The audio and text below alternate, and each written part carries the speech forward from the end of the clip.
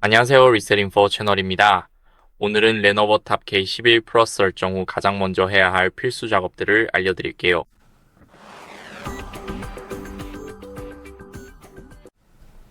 먼저 할 일은 설정 앱을 열고 여기서 와이파이에 연결하는 것입니다. 앱을 실행하면 이미 와이파이 섹션에 들어와 있습니다. 여기서 연결할 수 있는 와이파이 네트워크를 선택하겠습니다. 네트워크를 클릭한 후 비밀번호를 입력하고 연결을 클릭합니다.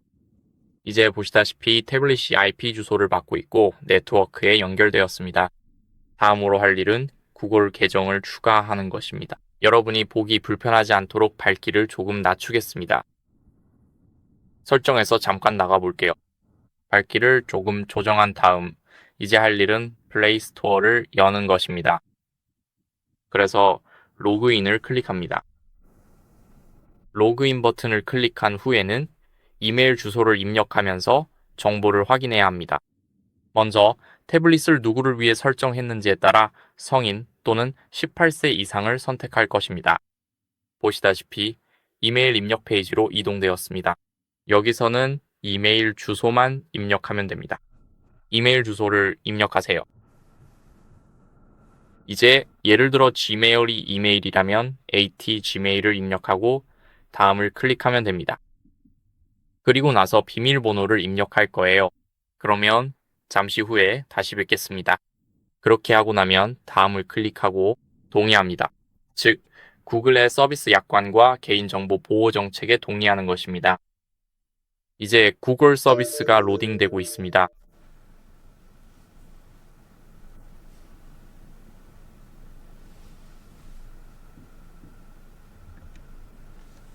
서비스가 모두 로딩되면 기기 백업을 활성화할 수 있게 됩니다. 이건 꼭 해야 하는 일이에요. 그러니 반드시 기기를 백업하고 여기서 동의를 클릭하세요. 이건 정말 중요한데 만약 접근 권한을 잃어버리면 언제든지 구글이 자동으로 생성한 백업으로 쉽게 복구할 수 있기 때문입니다. 이제 보시다시피 앱에서 나왔는데 이는 모든 설정이 완료되었다는 뜻입니다.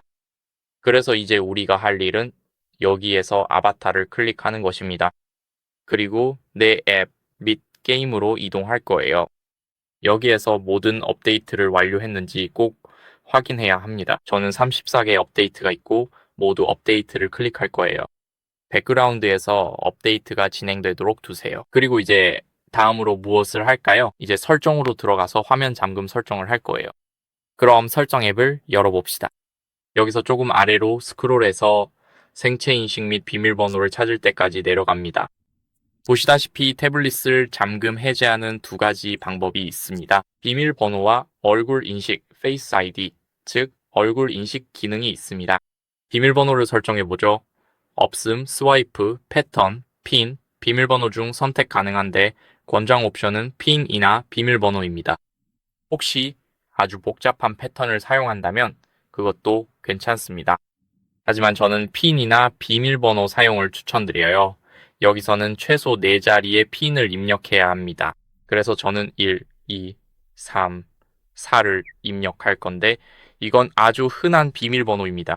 이 비밀번호는 누구에게도 추천하지 않으니 절대 입력하지 마세요. 이건 정말 중요한데 누군가가 간단한 비밀번호만으로도 당신의 정보를 훔칠 수 있기 때문입니다. 꼭 비밀번호를 만드세요. 아주 강력한 비밀번호, 예를 들어 1, 2, 3, 4, 7, 7, 7, 6, 5 같은 식으로요. 이제 비밀번호를 만들고 나면 잠금 화면에 대한 이런 정보가 표시됩니다. 잠금 화면에 무엇을 표시할지 선택할 수 있습니다. 잠금 상태에서 민감한 내용을 표시할 수도 있지만 이는 안전하지 않습니다. 그래서 잠금 해제 시에만 민감한 내용을 표시하도록 선택할 수 있습니다. 휴대폰을 잠금 해제하면 마침내 알림을 볼 수 있습니다. 예를 들어 왓츠앱에서 온 알림을 볼 수는 있지만 누가 메시지를 보냈는지나 어떤 내용을 보냈는지는 알 수 없습니다. 태블릿의 잠금을 해제해야만 그 내용을 볼 수 있습니다. 또는 아예 알림을 표시하지 않도록 설정할 수도 있습니다. 그래서 누가 메시지를 보냈는지 전혀 알 수 없게 됩니다. 저는 항상 두 번째 옵션을 사용합니다. 완전히 여러분의 선택에 달려 있습니다. 여기 아래를 클릭하면 비밀번호가 나옵니다. 이제 태블릿을 꺼도 됩니다. 이제 여기로 가세요. 그리고 비밀번호를 입력해야 합니다. 물론 제 1234 비밀번호도 잘 작동합니다. 이제 우리가 할 일은 얼굴 인식을 추가하는 것입니다. 여기서 잠금을 해제하려면 비밀번호를 입력해야 합니다. 추가를 클릭할 거예요. 물론 들어서 깨우기 기능을 활성화할 수 있지만 저는 추천하지 않습니다. 이제 얼굴이 이원 안에 완전히 들어오도록 해야 합니다. 그럼 태블릿을 빨리 집어올릴게요. 녹화 실패라고 나왔네요. 그럼 다시 한번 빨리 시도해 볼게요. 이제 얼굴 인식이 설정되었습니다. 제가 해야 했던 건 더 나은 조명을 확보하는 것 뿐이었어요. 완료를 클릭하겠습니다. 그리고 마스크를 쓴 상태에서도 잠금 해제를 켤 수 있습니다. 하지만 이 기능을 사용하면 보안이 확실히 떨어지기 때문에 추천하지 않습니다. 여기서는 직접 또는 슬라이드, 잠금 해제를 선택할 수 있습니다. 화면을 볼 때 기기가 인식해 잠금 해제 시도를 감지하면 바로 홈 화면으로 진입합니다. 하지만 여기서는 잠금만 해제되고 우리가 직접 슬라이드해서 잠금을 풀어야 합니다. 이제 모든 것은 우리에게 달려 있습니다. 여기서 얼굴 데이터를 삭제할 수도 있고 이렇게 해서 화면 잠금 설정을 쉽게 할 수 있습니다. 물론 여기에는 스마트락 기능도 있는데 그게 어떻게 작동하는지 보여드릴게요. 기본적으로 이 기능을 확장해서 기기를 들고 있거나 집이나 안전한 곳에 있을 때 잠금이 해제되도록 할 수 있습니다. 또는 시계가 근처에 있으면 예를 들어 온바디 감지를 활성화할 수도 있습니다. 그리고 이제 보시다시피 이 기능은 여러분과 다른 사람을 구분할 수 있습니다. 그래서 누군가가 잠금이 해제된 상태에서 기기를 가져가면 그 사람도 기기에 접근할 수 있습니다. 그러니 이 부분은 전적으로 여러분의 선택에 달려 있습니다. 이 태블릿을 집에서만 사용하고 누군가가 태블릿을 훔쳐갈 걱정이 없다면 이 기능을 활성화해도 됩니다. 신뢰할 수 있는 장소도 마찬가지로 집만 선택할 수 있고 물론 신뢰할 수 있는 기기도 설정할 수 있습니다. 자, 이제 다음으로 할 일은 플레이 스토어로 이동하는 것입니다. 우리 앱들이 다운로드 되었는지 확인해 봅시다. 하지만 그 전에 결제에 사용할 수 있도록 구글 지갑을 꼭 다운로드 해야 합니다. 믿거나 말거나 여기 심카드 슬롯도 있습니다. 이 태블릿으로 손쉽게 결제할 수 있습니다. 그래서 이 기능을 설정하려고 하는 겁니다. 이제 구글을 입력하면 첫 번째 검색 결과로 구글페이가 나옵니다. 이게 바로 구글 지갑이고 설치를 클릭할 거예요. 페이썬 같은 광고 앱을 클릭하지 않도록 주의하세요. 우리는 구글에서 만든 구글 지갑을 다운로드 하려는 겁니다. 보시다시피 용량이 12.5MB밖에 안 돼서 정말 작아요. 설치가 완료될 때까지 기다렸다가 준비가 되면 앱을 열 거예요. 이제 열기를 클릭해 봅시다.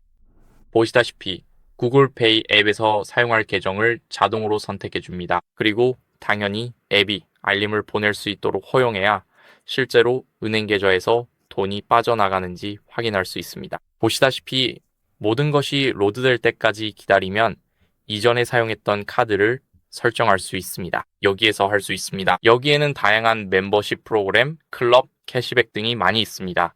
이게 이 앱의 전부라고 할 수 있죠.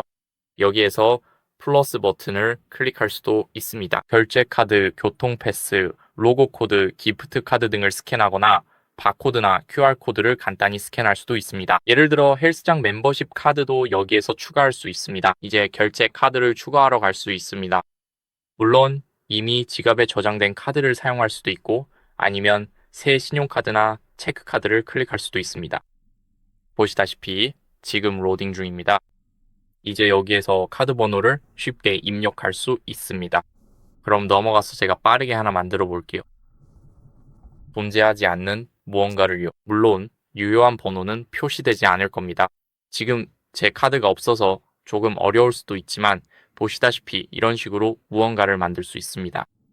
물론 보안 코드인 CVC나 CVV도 추가할 수 있고 이제 더보기나 저장 후 계속하기를 클릭하면 됩니다.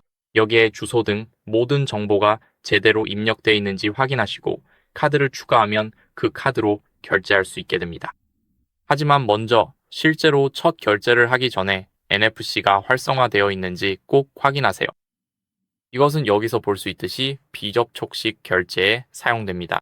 그리고 기본 지갑 앱을 구글 워렛으로 변경하고 나면 이제 모든 준비가 끝났으니 NFC 리더기로 쉽게 결제할 수 있습니다. 이제 구글 워렛 설정을 마친 후에는 다음으로 무엇을 해야 할까요? 우리가 할 일은 배터리 설정으로 이동해서 배터리 수명을 최대한 연장하는 것입니다. 다시 한번 설정을 열겠습니다. 배터리 항목이 보일 때까지 스와이프하면 여기 있습니다. 그리고 배터리에 대한 정보, 18시간 남음, 배터리 온도, 배터리 세이버, 충전 최적화 등이 표시됩니다. 그래서 먼저 배터리 세이버부터 시작하겠습니다. 여기서 여러분은 배터리 세이버를 활성화할 수 있습니다. 활성화할 때는 다크 모드가 켜지고 라이브 배경화면이 꺼지는지 꼭 확인하세요. 물론 특정 배터리 잔량에서 이 기능을 자동으로 끌 수도 있습니다. 예를 들어 90% 이상이 되면 자동으로 꺼지게 할 수 있습니다. 그리고 여기에서는 배터리 잔량에 따라 자동으로 배터리 세이버가 켜지도록 설정할 수 있습니다. 그리고 저는 20%를 사용하는 것을 추천합니다. 대부분의 기기에서 기본값이기도 하고 아니면 25%로 설정해서 5% 정도 더 절약할 수 있습니다. 그리고 배터리 아이콘이 주황색으로 변하는 것을 볼 수 있을 거예요. 물론 저는 이 기능을 지금 끌 예정입니다. 이제 우리가 할 일은 충전 최적화로 넘어가는 것입니다. 여기 충전 최적화에서 우리가 해야 할 일은 충전 보호 기능을 활성화하는 것입니다. 보시다시피 기기의 전원은 40에서 60% 사이로 유지되어 배터리 수명을 연장하고 장시간 충전으로 인한 손상을 방지할 수 있습니다. 이것이 바로 충전 보호 기능이 작동하는 방식입니다. 40에서 60%도 여전히 많은 편이지만 우리는 배터리가 더 오래 가도록 하고 싶습니다. 또한 최대 충전 한도를 활성화할 수도 있습니다. 그래서 이 값이 80으로 설정됩니다. 이 옵션을 활성화하면 배터리 연료 게이지를 보정하기 위해 가끔씩 배터리가 100%까지 충전됩니다. 즉, 이 기능은 배터리를 항상 80%로 유지하지만 일주일에 한두 번 정도는 배터리 상태를 측정하고 보정하기 위해 100%까지 충전합니다. 정확하게. 그리고 물론 완전 충전 및 방전 사이클도 포함됩니다. 이제 여기서 충전 최적화에 대해서는 넘어가겠습니다. 상태 표시줄에 배터리 잔량 표시가 가능한데 보시는 것처럼 아이폰에서도 확인이 안 됩니다. 여기서는 볼 수 없지만 아래로 스와이프하면 여기서 제대로 볼 수 있습니다. 그렇다면 이 기능을 활성화하려면 어떻게 해야 할까요? 물론 우리는 배터리 소모를 감지할 수 있고 모든 앱을 최적화할 수 있습니다. 또는 모든 하드웨어 항목을 최적화할 수 있습니다. 자동 바퀴 기능이 활성화되어 있는데 이게 어떻게 작동하는지 약간 설명드리겠습니다. 하지만 이제 우리가 해야 할 일은 과충전, 아니 죄송합니다. 과방전 보호 기능을 반드시 활성화하는 것입니다. 그래서 배터리가 잠시 충전되지 않았거나 많이 사용되지 않은 경우 더 나은 배터리 성능을 위해 자동으로 꺼지게 됩니다. 그래서 배터리 건강을 잃지 않게 됩니다. 이 설정들이 사실상 여기서 가장 좋은 설정입니다. 또한 배터리 사용량도 확인할 수 있으니 백그라운드 사용 허용을 비활성화할 수도 있습니다. 이제 마지막 수단으로 우리가 할 일은 소프트웨어를 업데이트하는 것입니다. 그럼 여기서 태블릿 정보를 클릭해 봅시다.